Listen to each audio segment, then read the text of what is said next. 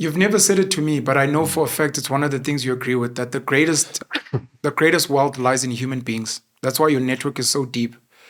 And to what you're saying, the ability to effectively communicate, capture your audience, make them want to listen some more, immediately gives you access to their whole world.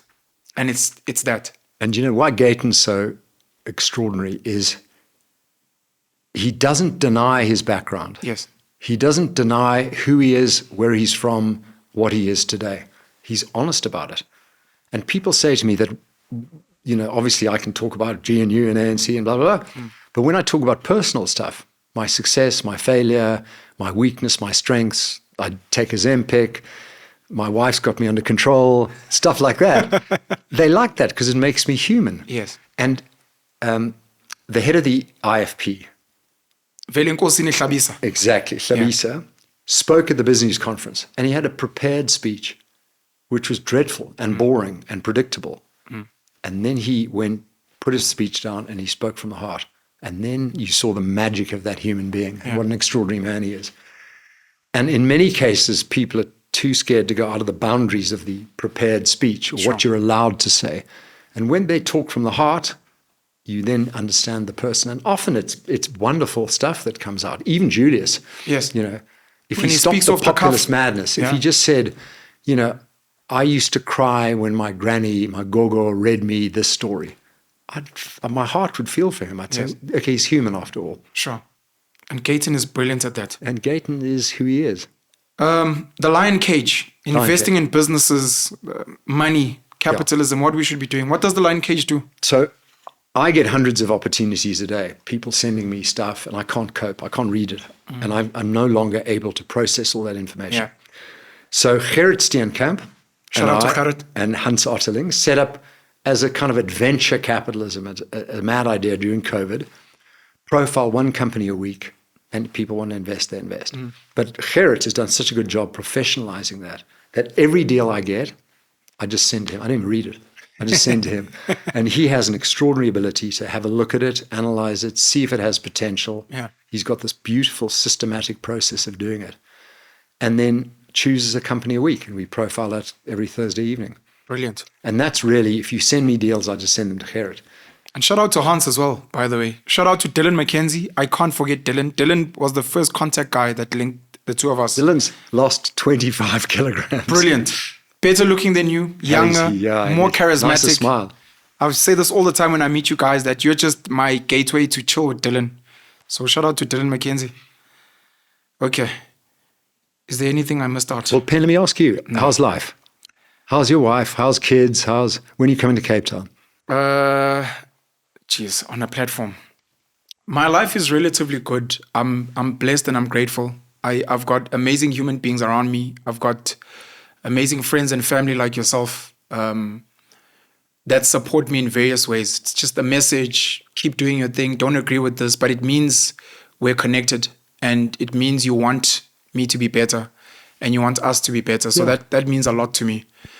My mom is amazing. My brother and my sister are amazing. My kids are brilliant. I was with 4 of them these holidays. There's 3 I'm kind of struggling to see, and it's a conversation I've been having on platforms, which has upset a lot of people, but it's brought a spotlight on fathers that are struggling to access their kids. I'm lucky that my skin has become very thick, so I don't feel the way other people feel, even when I get attacked. I'm still positive about the future. Part of that positivity was the ANC losing their 50%. I hope they lose more power because they are still arrogant. And now that they outmaneuvering the DA, I guess it's making them more arrogant instead of humbling revitalize. them. I'm interested about the EFF because I voted for them in 2019, and their arrogance from there and the fact that it's deflating now also gives me hope, because it means, when people vote with their feet or with their hands, it's something like that. It's like whatever rubbish you were saying, people are not really buying into it. So there's still hope. The Springboks are still one of my greatest analogies. Obviously, I'm sorry about Tusia and Rachel splitting, and I think Rasi also went through a divorce as well. But they still give people a lot of hope. I meet a lot of talented people. I'm hoping at some point I can have the balls. I do lack them. I lack the balls and I lack the discipline to actually get my hands more dirty. On what? on pushing this country where it should be going. Are you Not- making not just money? having Are you making conversations. money though? Separate question. Not making money. You're not. No. So you're struggling to make ends meet. No. But you've got cash in the pocket. or- Not struggling to make ends meet. No, the ends are meeting. Okay, good. We like ends meeting. Before we speak about money, because money is important, myself and the team, Debs out, Tebogo Kibine, Sizwe Dube, Khomotso Morobe, who's meant to be here, Exorcist Khalami Ntutuko Kaba, my brother Penson Locho got to visit Orania, Yes. which was brilliant. We had conversations there. US Straight Home, Karel Boshoff. Got to visit a lot of Afrikaans schools last year, got to meet a lot of Afrikaans people, obviously spent some time with the Jewish community, black people. There are so many progressive black people who are not seen, not known, but they're doing amazing work. They're not ANC, they're not all of this. They're South Africa first. They are waiting for Rassi Erasmuses. And by the way, Rassi isn't a white guy.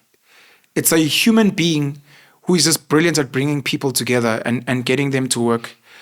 So I'm very happy. And I'm appreciative of you asking this question, because out of everything else, if a person's not okay, you could be a billionaire but dying inside, then what the hell is the point? Yeah. So thank you. I'm not making money, and I've been having a lot of epiphanies. Part of it is I'd like to think I'm a capitalist, but I'm not. I think I'm more into Ubuntu, and it holds me back. Ubuntu is a beautiful philosophy, but you cannot build progressive, brilliant things with that. Because what Ubuntu says, for people that don't understand, is if I make 200 Rand, I go in and give it to all my family members, including the lazy ones, because I have humanity. Whereas a capitalist says, look, I know my family is struggling. I'm going to take the 200. I'm not going to give it to them. I'm going to go and invest it in something and grow it to 5,000. Correct. And after growing it to 5,000, I'm going to tell my family members, if you want a piece of this money, go upskill yourself. Correct. You don't love us. You don't care about us. You can call me whatever name, but this is what it's going to take. Correct. So Ubuntu It's always has... lead by example. 100%. Yeah. So Ubuntu, I had an epiphany even just yesterday. I struggle with delegation and outsourcing certain work because I am too much of an empath. So if I end up making 50,000 Rand, if someone invested 1 million, my whole focus would be like, I need to give this person their money back or grow it for them. Instead of being like, take this money and run, build this thing. They will get their dividends over time. Don't rush to give them grow this damn thing, whatever it is. But because I'm too much of a humanist or humanitarian, if I hire a domestic worker, I keep wondering, is she okay? Am I overworking her? Should I think pay the her same. more? Where some people, and I have to appreciate India and Nepal and those areas, their culture, which some may see as exploitative, they believe in hard work to achieve their ends. And they become easier tools to build things than South Africans who are into labor unions and fair wage. You like, forget your Springbok salary. Forget the fame. Just go to gym, work hard, bleed on the field. The benefits will come. But if every day Sia and Peter Steff and Cheslin are like, but Rassi, we need higher salaries, we're never going to fucking build anything. So they have a great work culture, and we don't have that here. And I worry every time I'm with someone, am I underpaying this Koko? Am I treating this man bad? And I end up overpaying, underworking. And then we don't build. And that doesn't allow you to actually scale.